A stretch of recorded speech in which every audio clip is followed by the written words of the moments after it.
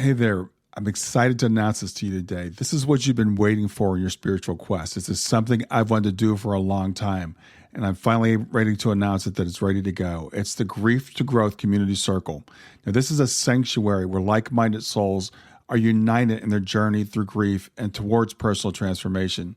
It's more than just a place. It's a beginning. It's a commitment to growth and understanding. Here you're finding not just a community, but you're entering a circle of trust and depth. You're going to engage with interactive coursework. You'll dive into exclusive podcast episodes and partake in discussions that illuminate the path from mourning to empowerment. This is a realm where every question is honored and every individual's journey is validated. To be part of this exclusive circle, visit us at grieftogrowth.com/community or look for the chat icon at the bottom of every page on the main website. Remember that entry is a privilege because I want to ensure that every member is as dedicated and genuine as you are. You must apply to join, but the journey within is worth every step. So go ahead and join us today. Check it out, grieftogrowth.com/community, and I look forward to seeing you there. Hi there. Welcome to Grief to Growth Podcast. Your host is Brian Smith, spiritual seeker, best-selling author, grief survivor, and life coach. Brian believes that the worst tragedies of life provide the greatest opportunity for growth. Brian says he was planted, not buried, and he is here to help you grow where you've been planted by the difficulties in life. In each episode, Brian and his guests will share what has helped them to survive and thrive. It is his sincere hope this episode helps you today. Hey, everybody, this is Brian back with another episode of Grief to Growth. And today I've got with me Donald Altman. And Donald is a psychotherapist, a former monk, a two-time Emmy Award winner, an award-winning author of over 20 books and CDs on mindfulness and spirituality. He is an excellent engaging speaker. We've just been talking a little bit here, so I'm really looking forward to this interview. He talks about a wide range of topics. I'm going to read a little bit more to you about him. He is as I said, former monk, award-winning author of over 20 books and CDs on mindfulness spirituality, international mindfulness expert, speaker, and trainer. He's taught over 15,000 mental health clinicians, physicians, nurses, and others how to use mindfulness interventions for depression, anxiety, trauma, pain, and stress-related conditions, which I know I can relate to and know a lot of my audience can. I served as vice president of the International Organization for the Center for Mindful Eating. For many years, he was an adjunct professor at Portland State University's interpersonal neurobiology program and taught graduate level programs for Lewis and Clark Graduate School of Education and Counseling. He was a senior mental health therapist at both a general psychiatric clinic and eating disorder clinic for 4 years before opening his own clinic outside of Portland, Oregon. He writes the Practical Mindfulness blog for Psychology Today. His articles have received over 600,000 views in the past year. One of his books, The Mindfulness Toolbox, was a 2-time Gold Award winner of the Ben Franklin Publishing Award for the psychology and body, mind, spirit categories. So he's got a whole lot of qualifications. We're here today to talk about his latest book, in addition to all those other topics. His latest book is called Travelers, which is a fictional work. And I'm not sure if it's his first fictional work or not. I'll have to ask him that. I actually just finished the book this morning. It is excellent. I don't really typically read fiction. I don't typically read fiction at all. And I really enjoyed it a lot. So with all that, I want to welcome Donald Altman to Grief to Growth. Oh, well, thank you, Brian. It's a pleasure to be here with you today and to talk about some topics at length instead of just to kind of gloss over things. Yes, it's interesting you say that because my podcast, I always have this tension between should I try to keep it short because people have short attention spans, or do we want to dive deep? And I've landed on diving deep, so hopefully the people that listen to me are willing to go there with us. And we've got so much to talk about today because you are such an expert in mindfulness and consciousness and all that kind of stuff that I love to talk about. But you've also just completed this fantastic book, Travelers, which covers some of these themes in a fictional approach.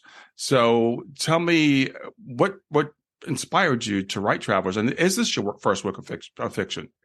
Well, I've written fiction before and actually had a short film made, almost got it made as a feature film back. I lived in Los Angeles some years back. I'm in Portland now. But I lived in LA. I got kind of bit by the Hollywood bug, and And like I say, I had a short film there, and I wrote for a children's TV show in Chicago, which is where I'm from. And we won a couple of Emmy Awards for that children's show while I was on staff there for 4 years. That was back in the 80s. So I've been writing for a long time. Mm-hmm. And I've written, as you said, a lot of nonfiction books. When I went into the monastery and I ordained as a Buddhist monk for a period of time, that really shifted my life. And that was because of some loss and patterns that were repeating in my life that were very painful. And I had met this a well-known teaching monk. His name was Uthilananda. He was from Burma. And when I met him, he had such this wonderful sense of compassion and availability. And when I had experienced this loss, I thought, wow, this might be a nice time to go into the monastery and learn from him, because I was really touched by his presence. And, I wanted to see why is it that these negative things are repeating in my life? And going in to that monastery was really like an initiation, like a kind of a rite of passage for me. And it was an important growth for me. And I left the monastery. I didn't, even when I went in, you don't have to make a lifetime vow in that tradition. It's the Theravada, the old school of Buddhism. Mm-hmm. It's kind of like I make a commitment to stay there today and the next day. And so when I was ready to go, I've always felt that most of my work was going to be out here in the so-called regular world. Mm-hmm. And I went back to school and became a psychotherapist. I started doing workshops on mindful eating. I'd always been an emotional eater myself. And I started doing workshops on spiritual eating, but people would come to me and they say, after the workshop, I've got this anorexia problem, or I have this bulimia issue I'm dealing with. And I didn't know how to work with them. So I went back to school. And I think and I was 50 years old when I did that. And I had some real doubts, some real fear how I would be able to compete or complete school. But I got through it, and I was able to then work in an eating disorder clinic and bring, psychological approaches to therapy and working with people. So it was really the loss in my life that planted the seed for me to grow through going to the monastery. And then I started doing nonfiction books based on mindfulness, which I think has helped a lot of people. Then I had this idea for travelers, and it really brought together a lot of what I really feel about, how we deal with grief, how we deal with loss, and how we can heal. Mm-hmm. I've worked in a lot of psychiatric clinics, and one of the things that always kind of bothered me in a sense was you have to give somebody a diagnosis, right? And that always to me felt a little pathological. I'm pathologizing someone. I'm giving this this is wrong with you. But it's very much how we approach things in this culture. It's kind of a mechanical, materialistic way of looking at things, that if you're broken, we've got to fix it. Yeah. Right. But it doesn't really look at the wholeness of us. I mean, it's great if you have a car and the battery is gone and you just replace a battery, but how do you replace an emotion?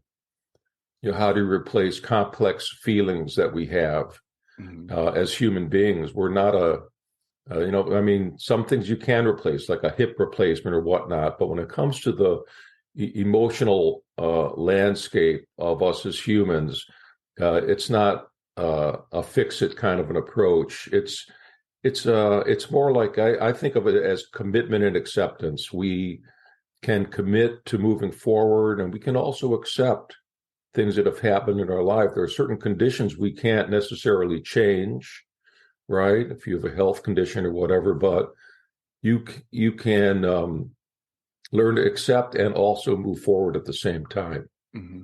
Yeah. I just was telling you, and I think I mentioned earlier, I don't typically read fiction. I spend a lot of time reading more books like your other books.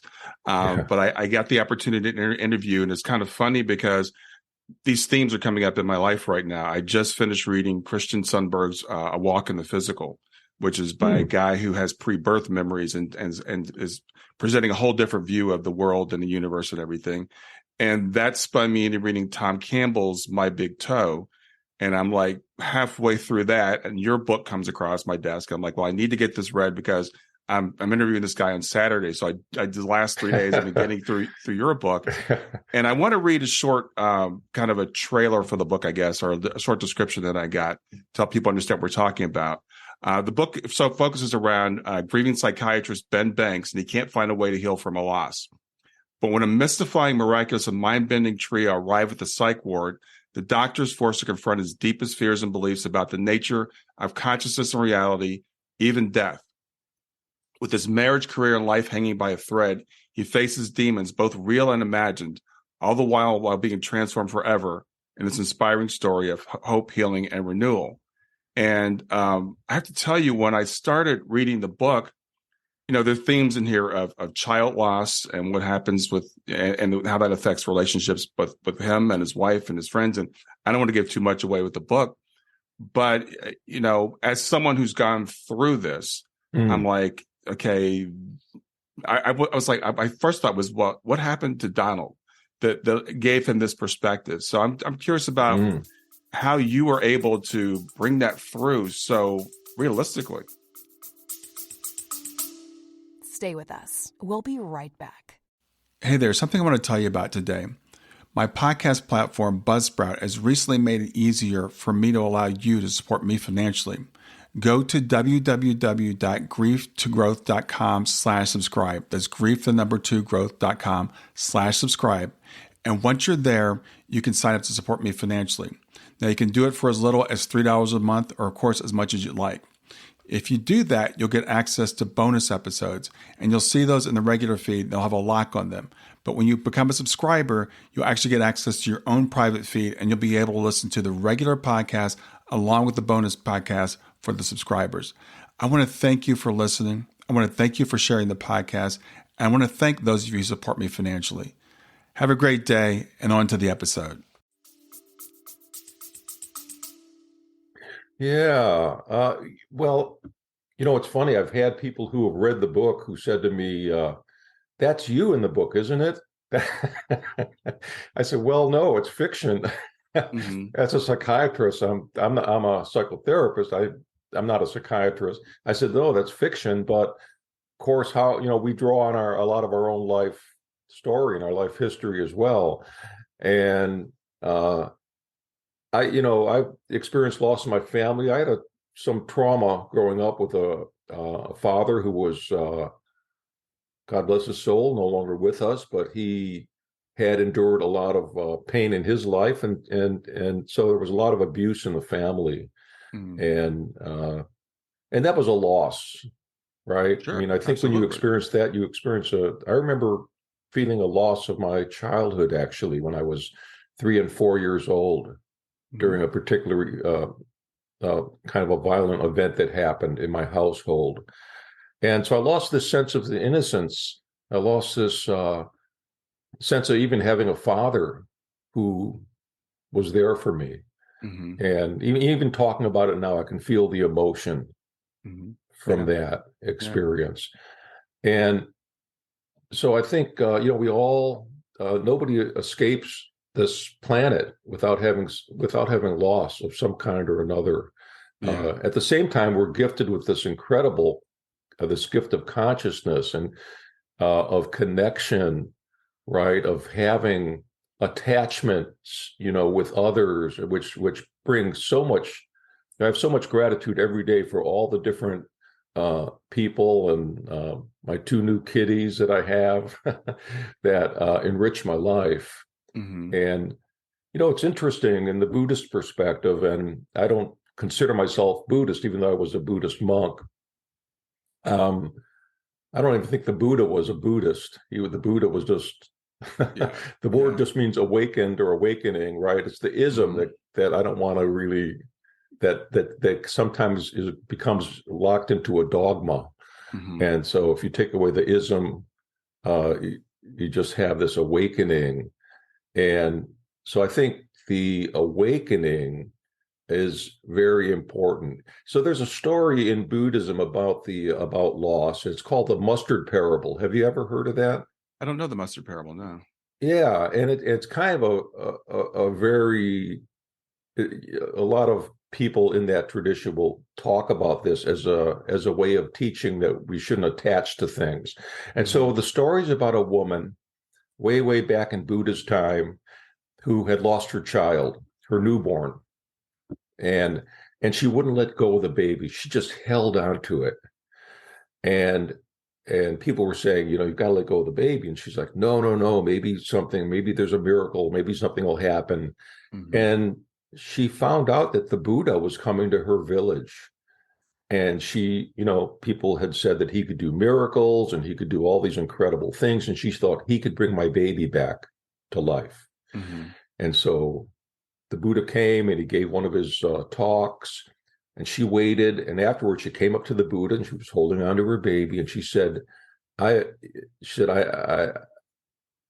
want you to do a miracle for me. And I know you can do it. I've heard you do all these amazing things. I want you to bring my baby back to life. And the Buddha looked at her and he said, you know what? I will do that for you. But first, you must do one thing.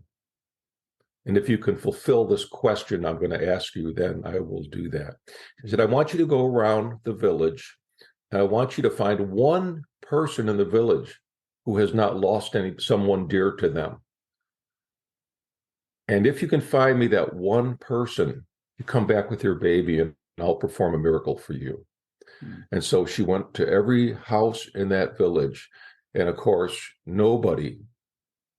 couldn't find anybody who had not experienced that deep loss. And so she went back to the Buddha and she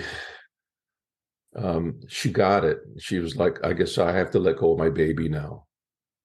Yeah. Now in Buddhism, this idea that, attachment is what causes us suffering, you would say, well, let go and move on. But it's not so easy. I don't think that that's really the answer.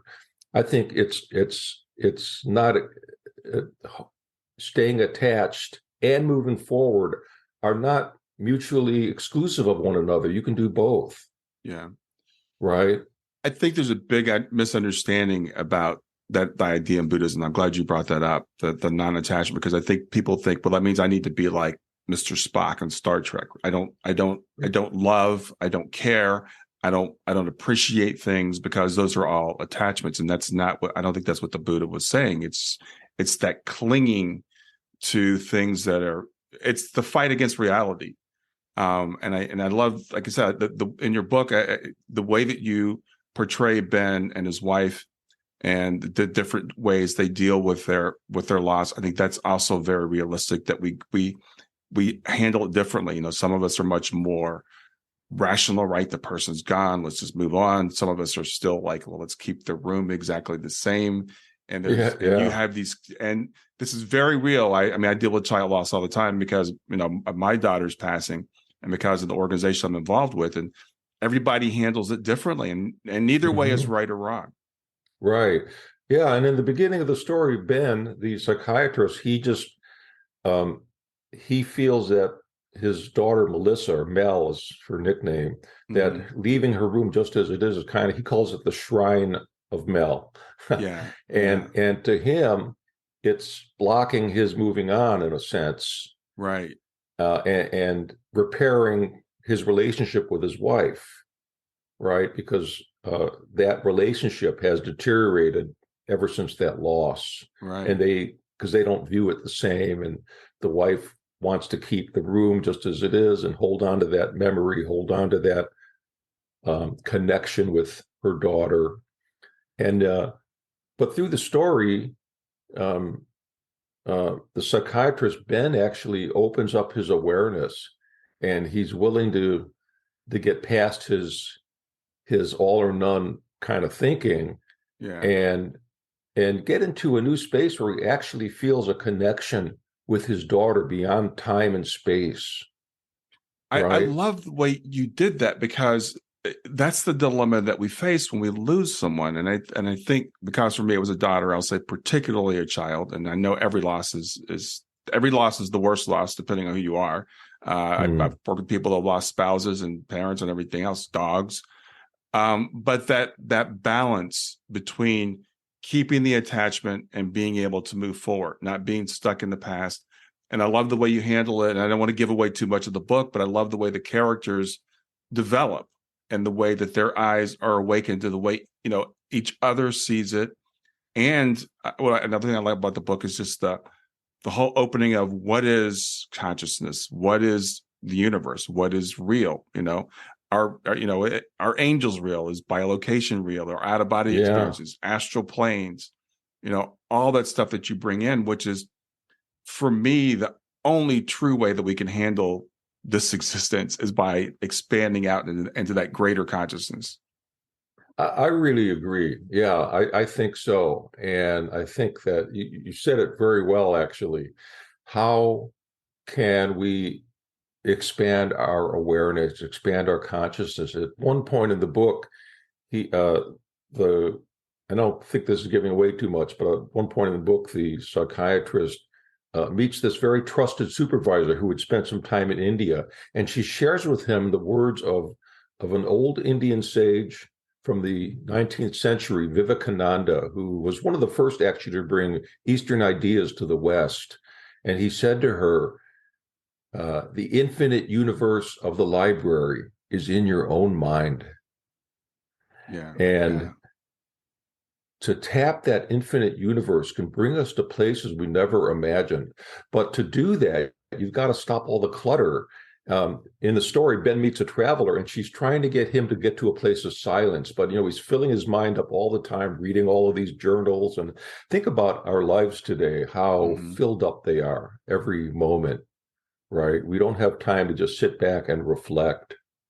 And when you get that silence, I think that provides an opening into that other realm, into those, what I call in the book, the quantum collective.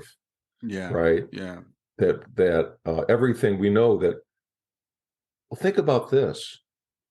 If we have intelligence, how could we not be the fruit of an intelligent world? How could we not be part of an intelligent cosmos? That in some sense, even the atoms in our body must have an intelligence to them, right? And how can we create enough silence and space so we can experience beyond this human awareness? I think we're very much in the grip of a materialistic stranglehold right now. Yes, and absolutely. In our worldview, and this materialistic grip that also science has on us. I mean, science can only look at what it shines its light on. Right. And it really doesn't even know how to explain what consciousness is. I say that all the time. 100%. Yeah. I love, I think people, and I know I can relate to Ben, and it's interesting because my daughter is a mental health counselor. She just got her master's last year. And she's working as a behaviorist. Yeah, she's working as a behaviorist now. But she's not a religious person at all, but she's a deeply spiritual person. And I've on the show recently, I've had a couple of transpersonal psychologists, and she doesn't listen to it typically, but I send those to her. And she's struggling with what you just talked about, this pathologization, or making everything pathological. Especially she's working out as a behaviorist, but when she was working as a mental health counselor, the first thing you have to do is diagnose people. And if you meet them, I guess it's 2 times, 3 times, whatever it is, what's the diagnosis? And you can see Ben when he meets the guy in the book, and he's like, I don't want to do that. I don't want to put this label on him. I want to have a relationship with him. And he struggles with, how personal do I get with them? And I love, you talk about this idea of, I guess in the Freudian tradition, they sit behind the patient. And my daughter's struggling with that too. She's sitting there, these people are struggling. She wants to share, herself with them, but her training tells her she can't. Right. Yeah. There's this whole thing about non-disclosure, not disclosing anything about yourself. to the patient. And I had some interesting moments when I went through a divorce at one time, and I remember one time that I was out. It was in the rain here in Portland, and I was walking around the block before my session started, just trying to get myself centered, and I was crying, and I was really torn up. I came back in the office, pulled myself together, and a couple, my first people to see that morning was a couple, and they came in, and the woman said, I'll never forget, she said, you're always so calm. I'll bet you're just really have no problems in your relationship. Yeah, exactly. And there were times when I did disclose then. I say, well, the truth is this. And I feel it's important. I mean, that the client is first. It's not my role to say, oh, I've got this problem, that problem, But sometimes when I have shared and said, well, you're being real with somebody, you're being authentic. Right. And so there's an important place for that too. And Ben struggles with that in the story. Yeah, it's funny as we're having this conversation, I'm thinking, because the last few weeks there's been a whole thing about AI, and AI is blowing up, and AI is taking all our jobs, and AI is writing everything. And just as you said that, the thought that came to me was, the way that traditional psychology is done in the US, AI could do it. You could just have a robot sitting there doing it. And I think people want to relate to another human being. They want to know that their counselor is human. Otherwise you can't really understand what they're telling you. And so that's my opinion. I'm not a trained mental health professional. And like I said, my daughter is like walking that line. I'm like, well, so, once you've been out of school for a while, you'll develop your own style. You'll figure out when it's okay to disclose, because it's not about you. That's absolutely true. But I think it can be very helpful to the patient to know you normalize their feelings, right? You're absolutely. It's normalizing. We're all human beings. I am not a robot. I don't have a perfect life. Stay with us. We'll be right back. Hi there. I'm really excited to tell you about my latest ebook. It's 4 lessons that you can learn from the near-death experience without going through all the trouble of dying to learn them. I've been studying NDEs for several years now. I am completely convinced that not only are they 100% real, but that there's some very universal wisdom that we can get from the near-death experience. And I've distilled that down in this book into 4 short lessons. And I've also given you all the reasons why I believe that NDEs are absolutely real. So go to www.grieftogrowth.com/NDE lessons to pick it up for free. www.grieftogrowth.com/NDE lessons. I hope you enjoy it. Yeah. And it's important to let clients know that. It's funny you mentioned that about AI, because I've been kind of noticing that too in the news and wondering, how is it going to change things? I mean, when I get on when I'm on a computer screen and I'm trying to get help, and the little box comes up and it says, do you want to have a chat? I always ask, are you a human? Mm-hmm. Yeah. Because if you're a robot, I don't want to talk to you. Yeah, I don't want to talk to you, the robot. I'm sorry. Because I feel that a human would have more understanding. Mm-hmm. Right? They do. Yeah. AI is not, it's not there, and it never will be, because AI will never be human. And there's one guy I really admire. This guy is Bernardo Kashup. He's brilliant. He's a computer scientist, PhD in not psychology. What's the word I'm looking for? Philosophy. So PhD in philosophy and computer science. And he debates these people about whether AI will ever be conscious. And it's a ridiculous question if you understand what consciousness is. And it just shows you how our Western science doesn't understand consciousness. And the way that you, in this book, have really introduced people to these concepts. For some people, it's going to be an introduction, and to at least open up that possibility in their mind that maybe there's more to this world than I can see. And you bring in concepts of Buddhism, you bring in again, astral travel, there's some shamanism, in there. I love the way you blend it all together without being preachy or people feel like they're being, taught something necessarily overtly, but you're expanding minds. Well, I think that it's interesting that the therapist, the psychiatrist, Ben, is very science oriented with things. Mm-hmm. And he's become more so after the loss of his daughter, because he almost retreated into this cave of rationality and wondering how could he help her. I mean, he was a doctor and he didn't catch the symptoms of the disease that she had. And he blames himself. If he could have just added on a little more time onto her life, or helped her live a little bit longer. And so he's become like almost ultra rational. So he's confronted by things that he doesn't understand. Mm-hmm. I think if we really look around, ask yourself, are there miracles today? Mm-hmm. I think there are many miracles. I think life is a miracle when you think about it. Yeah. To think that the universe started from the size of a pinhead. Yeah. That just blows my mind. So everything that is here happened was somehow had a potential for intelligence. I think that the intelligence was built into that Big Bang, that whatever happened there had intelligence, and that we're tapping the source somehow with our own. Every time you have a creative idea, I think humans are very unique in that we're creative, and we're able to do imagine things. Mm-hmm. Imagination is really like tapping into genius every time you touch your imagination. And so I think that sometimes we underplay our abilities. Yeah. Right. Yeah. And I 100% agree, and I forget who said it, because you said, I was thinking about, someone said either everything is a miracle or nothing is a miracle. And I'm coming to the conclusion where I think everything is a miracle. And the universe is based on consciousness, and the material is derivative of that.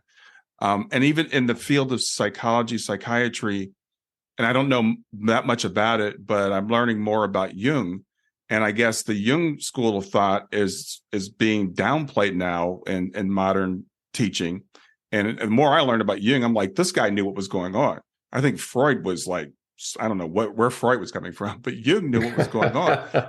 and interesting, Jung had an NDE, I guess. So Jung was coming from an expanded consciousness point of view. And and synchronicity and all that kind of stuff, we would call that, in our Western mindset, we would call that miraculous. Right. Yeah. Jung was amazing. And I think that his work, it doesn't easily fit into a diagnostic way of looking at things. And that's why it's been kind of squelched or ignored nowadays in graduate school trainings. Now, when I went to school, we had a chapter on Jung, but nowadays, counseling theories often avoid him. I mean, it's shocking to me that it's a real loss. Yeah, that's a big loss. I think that we need to get back to that childhood state of wonder again, and that can be very powerful. I remember one time I was teaching a mindfulness class at Lewis and Clark College in graduate school. And so I had everybody go outside. I said, well, I want you to spend 20 minutes really looking at nature again, as if you have never seen it before, right? And so, and there was a nice grassy field behind the graduate school. And I noticed, I went out there and watched the students, and I noticed one woman was on her hands and knees, just almost very slowly, like kind of creeping along. And I was wondering, what is she doing? Yeah. So anyway, everybody came back in after 20 minutes. I rang a little bell. Everybody came back in, and I asked for some of the experiences, and her hand shot up, and I said, so tell us, I noticed you were on all fours, kind of looking at the grass. What were you doing? She said, I experienced the most incredible thing. I was watching a worm, and I didn't know if it was going to wriggle to the right or wriggle to the left. And she said, I think I became one with the worm. And she just had regained in that moment that, that separation that we often have between what we see, the observer and the observed are separate. but she lost that separateness in that moment, and she was just immersed in nature, in just being present. And that's what the beauty of, and I think that can bring us into a state of the miracle, the mystery of the miraculous, of awe, when we are able to get that thinking discursive mind out of the way, even for a little bit. I think everybody in our audience is, think about the times that you did see something like a sunset, or the sun rising in the morning over the water. Or maybe, I remember when I went to see the Grand Canyon, I walked up to the edge and I looked down, and I went into a state of awe. It was like unbelievable, right? Or just looking up at the sky. And then how could we feel that same state of awe when we're with somebody? Right. Right. Yeah, absolutely. And it's interesting because we can all relate to those moments. As you said, the Grand Canyon. I remember the only time I've seen the Grand Canyon, but driving up, and if you've never seen it in person, you have no idea what it's like. You really can't conceive of it. And I saw that, and then I'm an engineer, and I'm thinking, how long did this take to carve? This is amazing when you look at all those layers and think this. And you go to Sedona and you see the red rocks, and then for most people it's like, oh, the red rocks, they're really pretty. Again, my engineer mind is like, this was all underwater at one point. This was under the ocean. So it's just, our world is amazing, and if we can actually bring that into our everyday lives, and that's a practice that we can do, and like that woman did, because you gave her that exercise. We can all go outside right now, and I can look outside and look at this tree that's growing in front of my house, and I remember when the tree was planted, and just think about what it takes to grow through the seasons. So that's a mindset that we can all have. And it's, again, getting back to the book, I love the way you have been rediscovering a way of looking at the world, and then the conflicts it presents in his Western world, right? Because, like, Ben, you got to get back on the path. You've got to do things by the book. This is the way we do things. So I could so relate to his character, and I his unfolding, his opening to a different way of looking at the world. Yeah, I mean, he's very, very resistant to exploring different ideas of consciousness. At one point, his young patient, the suicidal patient who comes in to see him, starts having almost visions or hallucinations, what we might call that, but to the young man, it's not that at all. Yeah. Right. Yeah. And I think that it's a lot of this book too about spiritual initiation. How do we go through an initiation? You can do a shamanic journey. Sometimes I think grief is definitely an initiation, or any kind of struggle we go through is an opportunity for an initiation.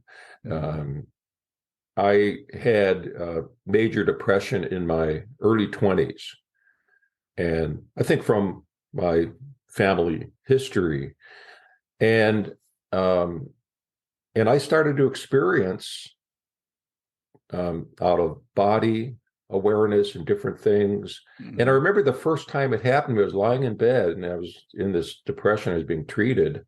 So I was lying in bed, and I felt this rumble in my head, and it was almost like a freight train. I mean, it was so thunderous and loud, and the vibration.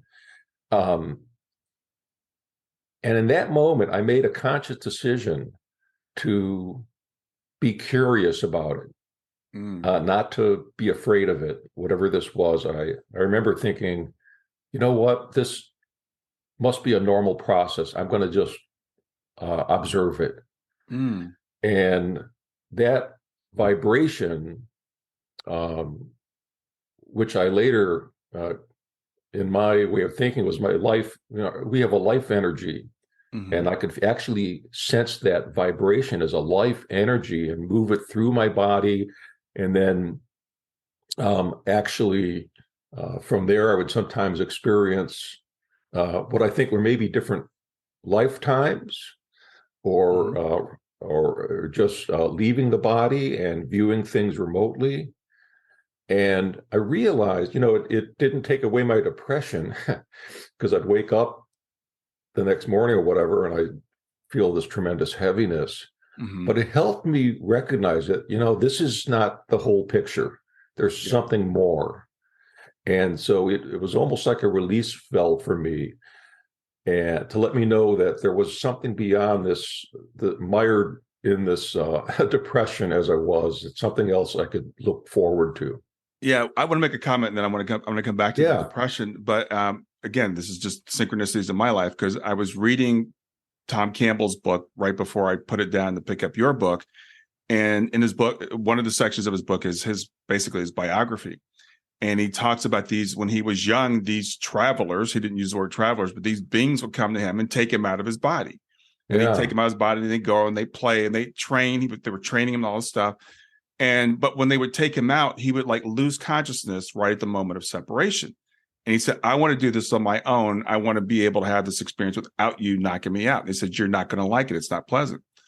When they did that, he described it almost exactly the way that you just did. So I don't know if you read his book yet or not, but he talks about this rumbling, this vibration that he felt. And I know people that travel out of body, and they describe that as well. They're like, right at the point you're separating, you'll feel this rumbling. A lot of people get scared and they pop back into their body. Yeah. So I wanted to talk about that, but you mentioned depression, and I'm curious, like, what your thoughts are on like treating depression, because you said I had depression in my early 20s, but you also mentioned the cause. And psychology today seems more like we don't care about the cause. They don't think they even think there is a cause other than your brain chemistry. So if you're depressed, we're going to give you this pill and this is going to fix it. So what are your thoughts on that? Well, I have some pretty strong thoughts about that. A lot of times our depression is because of our conditions in our life, right? Mm-hmm. We can learn to cope with those. The best way to share this is a story with a client that I worked with, and she came to see me, and she had a family history of depression. And that's what she said. She said, I have depression. I'm depressed. It's in my family. There's nothing I can do about it. Mm-hmm. Her grandmother had been institutionalized. One of her parents, I think, committed suicide for depression. She had been on antidepressants since she was like 8 years old, something like that, right? Yeah. And I didn't try to change her story. I said, okay, let's work on some skills that you can use to manage things that happen in your life. And over time, and it took, this doesn't happen overnight, it was over a long period of time, she started to feel that she had some new skills to manage her depression. Right. And she's the one that said to me, I want to titrate off. I want to get off those meds. And I said, well, I'm not a prescriber, but if that's what you want to do, talk to your prescriber, and you want to do it the right way. Mm-hmm. Make sure you go off slowly, because you can't just instantly stop.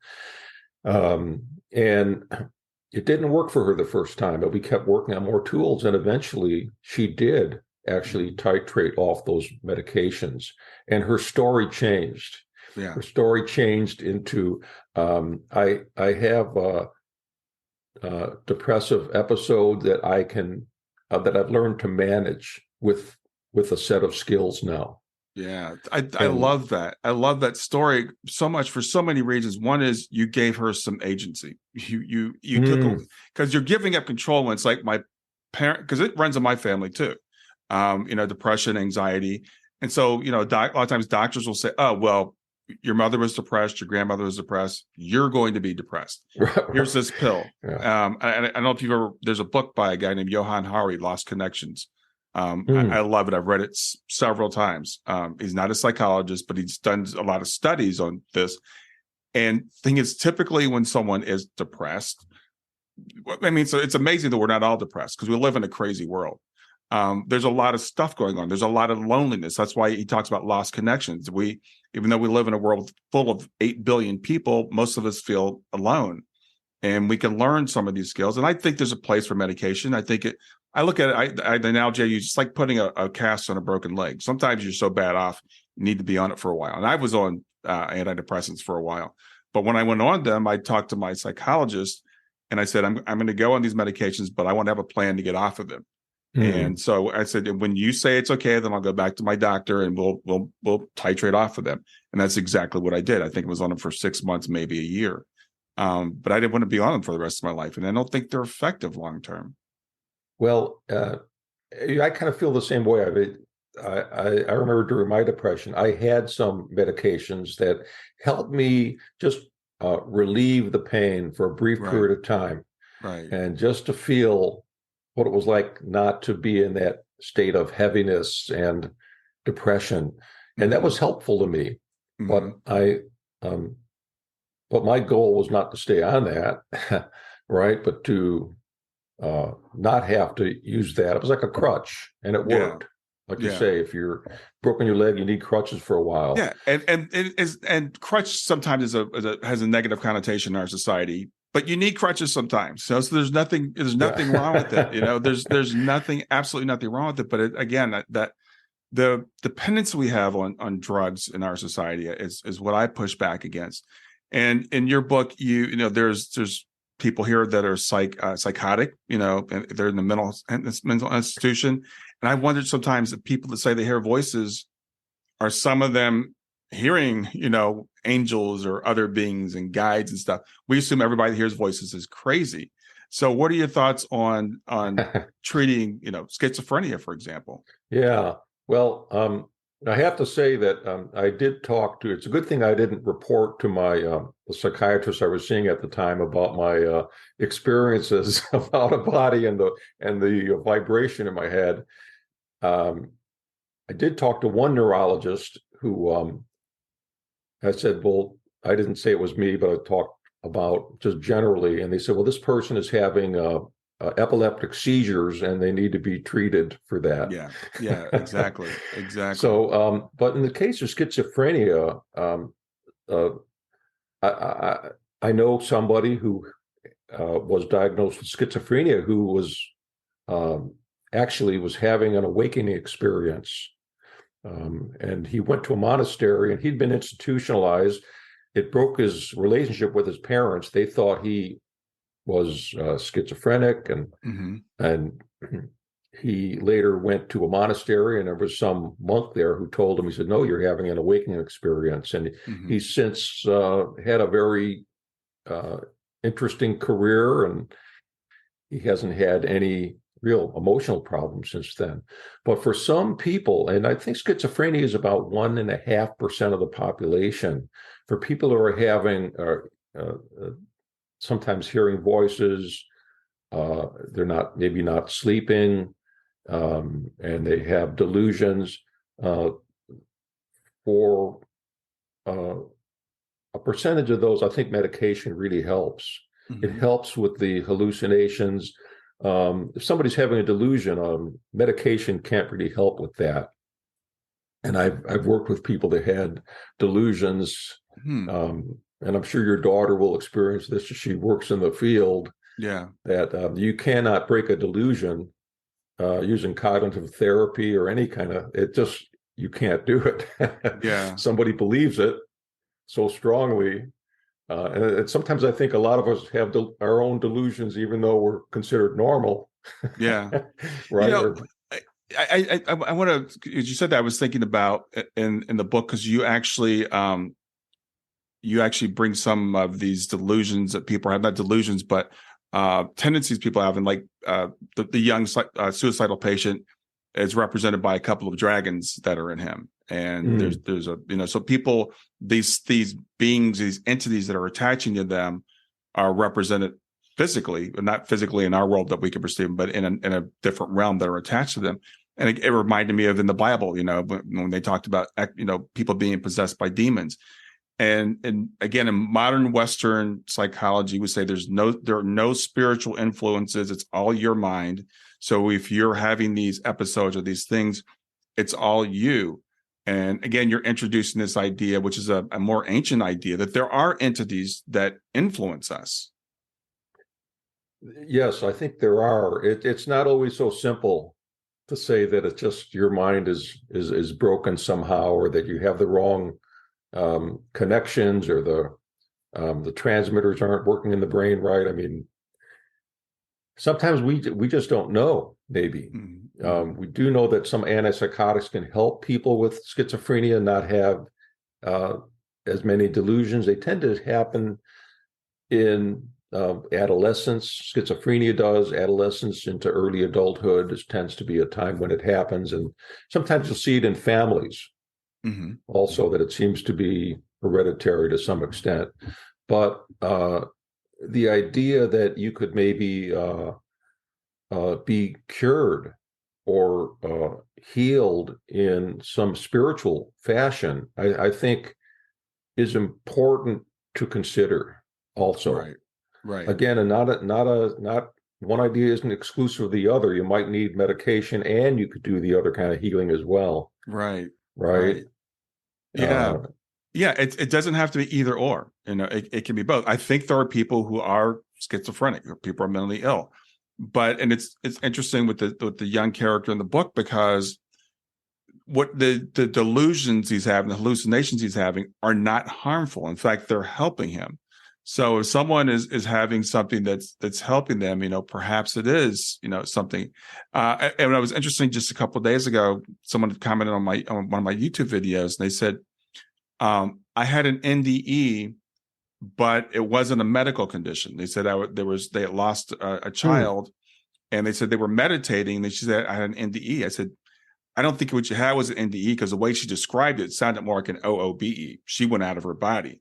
Now, I said, it's the same effect, but it's different cause.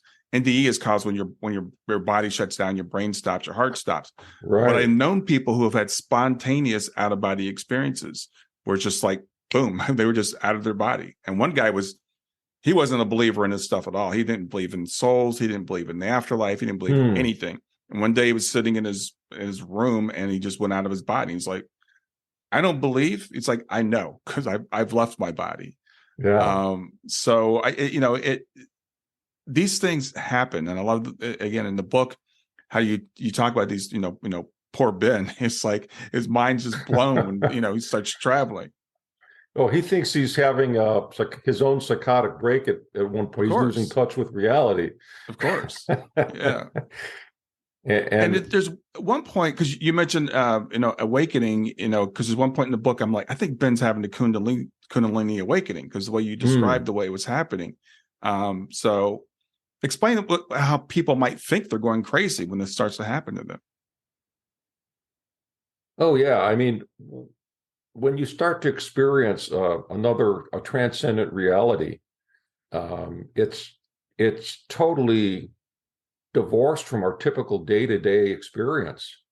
So it can be very frightening for someone to suddenly be out of their body, or to hear that vibration in them, or to release this Kundalini energy. And it's fascinating. I was in my 20s. I was reading a book called The Occult by Colin Wilson. It's a wonderful book. And as I was reading that book, I remember one morning I woke up, and he talks about all different, I think he has some Kundalini experiences, different things in there. And I woke up one morning and I felt something different. I felt like I was charged up with energy. Normally I wake up in the morning and I'm kind of groggy. I hope I'm not groggy this morning as we're talking, but I would wake up kind of groggy, and I need a lot of sleep, like, 9 hours of sleep, but that morning I remember I woke up like 7:00, totally awake. Like I'd already, had my coffee, and I noticed my mind was quicker. And I noticed that I didn't have doubts. Imagine living suddenly with no doubts. And I was like, I felt this incredible change in my mind, in my body. And I wondered if this was Kundalini. Well, the next day I woke up and I felt the same way.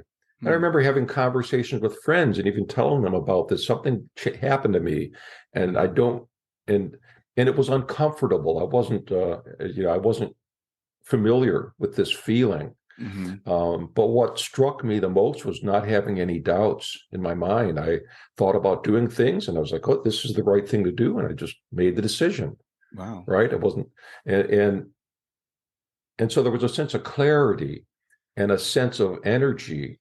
And it went on for 2 weeks, and I thought, wow, this is just going to be my life's going to be different now, because I'm just like, it's like if somebody plugged in a battery pack into me, and I was right.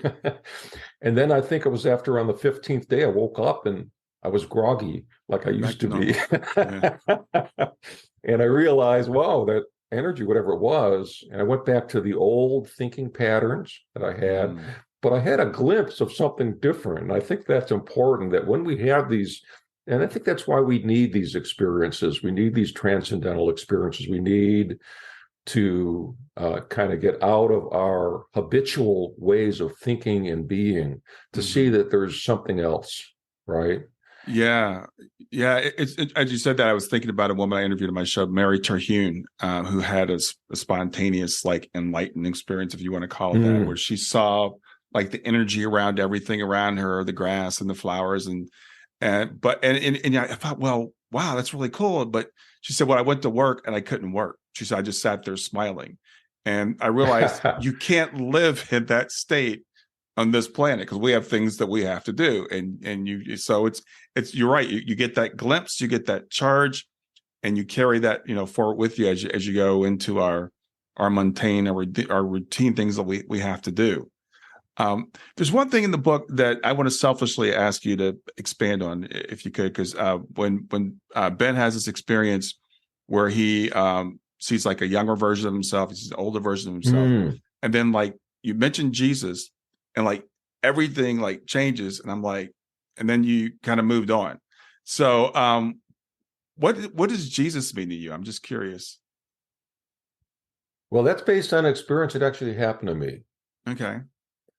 Where I was in that awareness state, where I was feeling that energy vibration going through me. And I had the thought, I wonder what would happen if I'd say a word. And I thought, the name Jesus came into my head, and the vibration it became massive. It increased like 100-fold. And I was shocked and a little afraid, a little frightened. I was like, wow, why is there so much energy in this word? Interesting. Right? Yeah. And I think there is a lot of energy behind Jesus and what he did and what he represents and what he stands for, and that energy must reach out into that quantum consciousness. And I did an experiment. I tried the Buddha, and I had the similar kind of expansion of energy. So I think, and if you read some of these Indian sages and what they say, it's like everything we do is an imprint. You walk on the sand and the beach, you leave an imprint of your foot on that sand, right? And so in the same way, every thought we have, every action we take has an imprint. And so then I think the energy of Jesus, his imprint, is very powerful, very strong in what it's created. And we can kind of tap into that, right, and experience that, and the positivity of that is there for everyone. Wow. Yeah, thanks. I'm glad I asked that question, and I really appreciate the way you put that. I was raised as a Christian. I don't call myself Christian anymore, but Jesus is still just fascinating to me. And I interviewed a young man. His name is Jacob Cooper. He had a near-death experience when he was 3 years old. He was raised as an Orthodox Jew. And he says he experienced Jesus in his out-of-body experience. I'm like, why would a 3-year-old Jew experience Jesus? And a lot of people, and a lot of people have NDEs experience Jesus. And people said, well, Jacob was influenced by his culture. He still grew up in America, so he was 3. I don't think he knew a lot about Jesus, and he certainly wasn't expecting to see him. A lot of people have NDEs, experience Jesus. And I was just reading Tom Campbell's book right before I started reading your book, and there are these entities. There's a lot more than human beings in the universe. There are all kinds of entities. And even thought forms can take on like a life. So if we all concentrate on something and we create a character, there's a woman I know that said she channeled Thor. And she's like, Thor's not real. Thor's a fictional character, but she's a medium and she channels. And Thor is real because he's been created by thought like we all have. Yeah. So it's a really interesting concept. So I was just finishing up your book this morning. I listen to books because I usually do it when I'm walking. And I was walking, I heard that part. I'm like, I got to ask him about Jesus, because that was really interesting. But like I said, you kind of moved on really quick after you brought it up. Yeah. How does that resonate with you when you think about Jesus? I mean, you grew up and it had a special meaning for you. For me, it's interesting because growing up as a Christian, I grew up with like, okay, God was to me the bad guy, because God was the guy that was going to send me to hell. God's the guy who's going to punish me, and Jesus was the guy that saved me. So I loved Jesus. I thought Jesus was really cool. I still love Jesus, and I still love Jesus' teachings, and I look at Jesus as like pure compassion, pure love, no judgment. A brother, a big brother, a guide, someone to follow. And some people would say he's the ambassador to earth. Maybe there are other types, in other places, but Jesus is like the ambassador of the ultimate self, the ultimate consciousness to earth.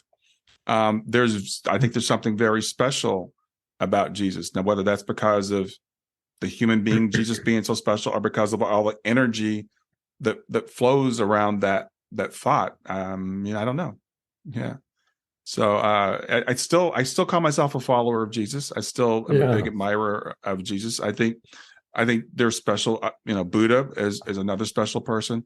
I tell people, I think Martin Luther King was a special person that gave his life for his people. There are lots of people, Gandhi.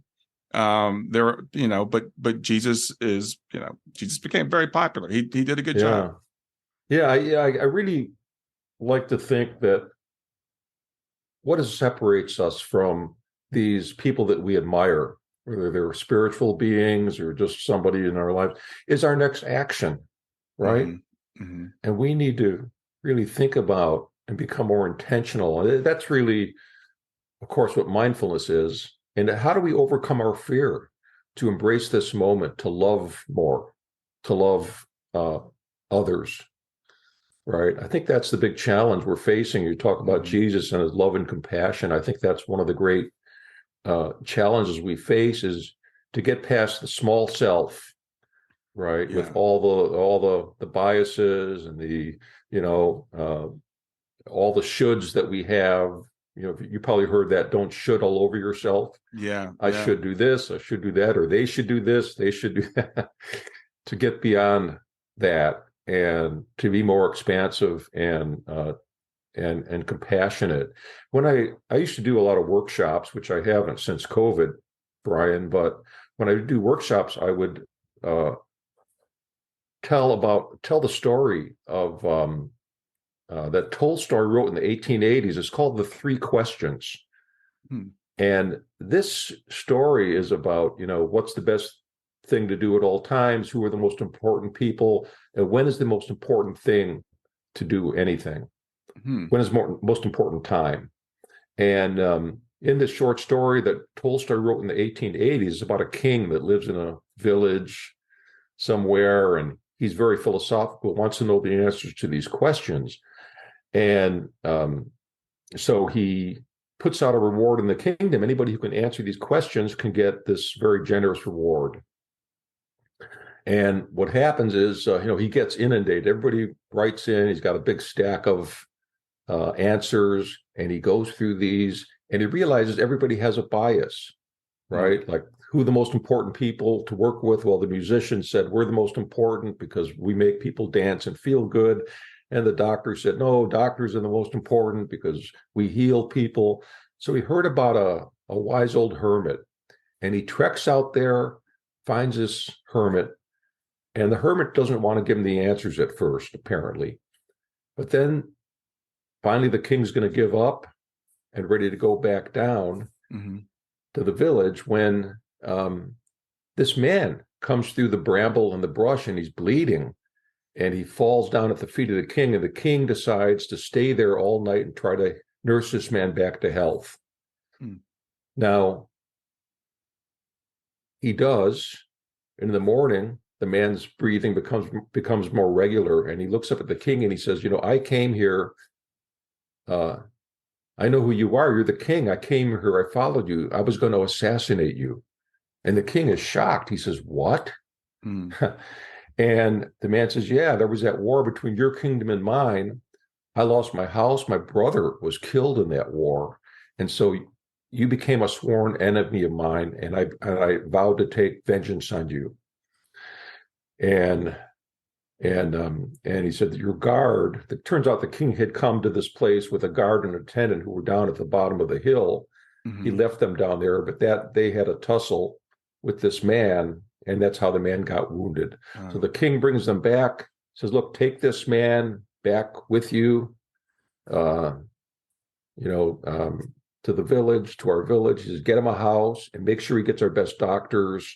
And the man's very grateful and says, I must have had you all wrong. I'll be your loyal servant. So that's, the king is left there with the hermit, and the king says, well, I didn't get my answers from you.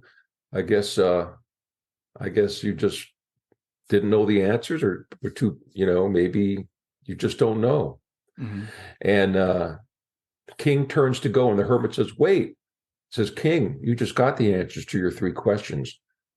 The most important person is the one who is with you right in front of you right now, because if you hadn't helped that, and the most important thing to do is to help whoever is with you. And if you hadn't helped that man, you wouldn't have saved his life, and he wouldn't have become a loyal person to you.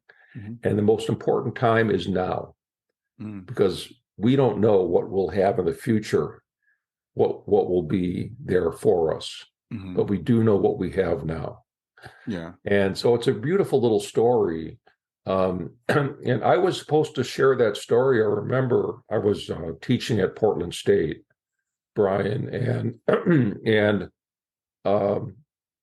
it was the morning of the Sandy Hook Elementary School shootings. Mm-hmm. And somebody came up to me and they told me about that, and I hadn't heard it. And I had us do some silent prayer, silence for the victims, and I almost didn't tell that story, because after the story, I have people sit in silence for 3 minutes looking at one another. You get a partner, and you just sit with them in silence. And I thought, well, this might be too raw for people, but I decided to go ahead and do it. And I think, even though I was choked up, hearing that story made it very real for people that, the one they were sitting right opposite, would they be here tomorrow? I mean, in truth, we don't own or purchase the future, right? We think we do. And so to sit with people by the way, I'm not suggesting you get your partner and say, hey, let's sit in silence and look at each other for 3 minutes, because I primed them with that story of the 3 questions first, and I got them ready for it, and I explained some guidelines for sitting in that silence. But I would have people who would sit and look at the other people and say, oh my God, I felt like I was looking at myself, right? Suddenly, they were able to touch compassion and look at another person. The word compassion means to be with suffering. How can you be with the suffering of another? I mean, who hasn't suffered? Who hasn't lost? We started the show talking about loss, and who hasn't lost somebody?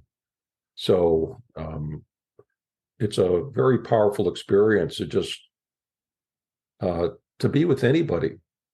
Yeah. We're coming to the end of our time, and you're a mindfulness expert, and I wanted to talk about mindfulness, but you just, I think, summed it up so well, that the most important person is the person who's right in front of you. The most important time is now, and that understanding, that's been my impression of what mindfulness is. It's being in the moment, and mindfulness means a lot of things to a lot of people. Some people means meditation. I hear all the times, I can't meditate. But you just did a great job, I think, of talking about what it means, and as I know, my daughter, she went to bed one day and she didn't wake up the next day. So I know very well that, tomorrow's not promised anybody. We all say it. We all pay it lip service. We need these reminders, like Sandy Hook, and the young man that just was killed by the police a couple of days ago. The video just came out yesterday. He was a few blocks from his house. It happened to any of us at any time. So life is precious. I want to give you a chance to any last things you want to say before we wrap up. Any questions I didn't ask you want to answer, or let people know about the book also. But first, just tell me if there's anything you'd like to say before we wrap up. Yeah, well, I think the idea that is that we're all traveling here. We're all travelers, Yeah. Yeah. right? And if we can, let's help the other travelers who are around us. When you're traveling, you might not travel to another city. Maybe you don't have a map. You depend on other people to help you. And it's the same way, though, even though we're traveling through this life, we depend on one another. And I think it's important to be there for one another. And that's kind of the essence of the book Travelers, actually, the realization that Ben, the psychiatrist, has. Yeah, absolutely. So the book, again, is Travelers by Donald Altman. We're recording this on January 28th, 2023. By the time you hear it, the book will be available. Actually, I think it's available now. Oh, is it? Okay. I think, right, cool. I think the publisher just said, hey, it's available. Yeah, the notes I got was February 1st, but that's a couple of days anyway. And this won't be out for a few weeks. But, okay. I have to say, I absolutely recommend it. It's a great read. It's, hopefully now that we've had this conversation, you've heard it, listeners, you'll understand more some of the themes in it, and hopefully it opens your mind up to a broader reality. I don't think we gave away any of the suspense in the book either. No, there's a lot more. There's a whole lot more. Yeah. But I did want to touch on those themes. And like I said, I can relate to the characters, and you did, I think, a fantastic job. A lot of my listeners have lost children. And someone just the other day asked me, I have a thing where people can ask me questions. And she said, I like for you to address what happens between a couple when they've lost a child.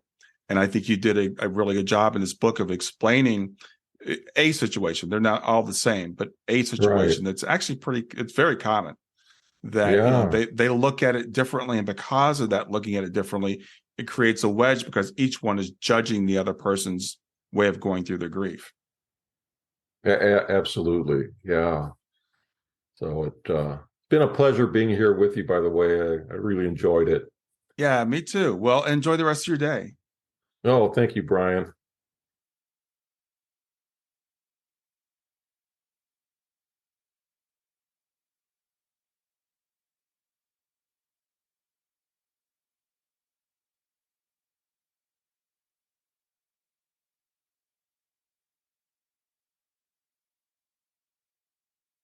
Hi there. I hope you enjoyed this latest episode of the podcast, and I'd love to hear your thoughts. What questions came up for you? What did you like about it? What didn't you like about it? I invite you to visit us at growth2growth.circle.so. That's growth2growth.circle.so to continue the conversation with me and with other listeners. It's a space to sound off, to share reactions, and to go deeper into the topics from the show. I look forward to chatting more, and I hope to see you there.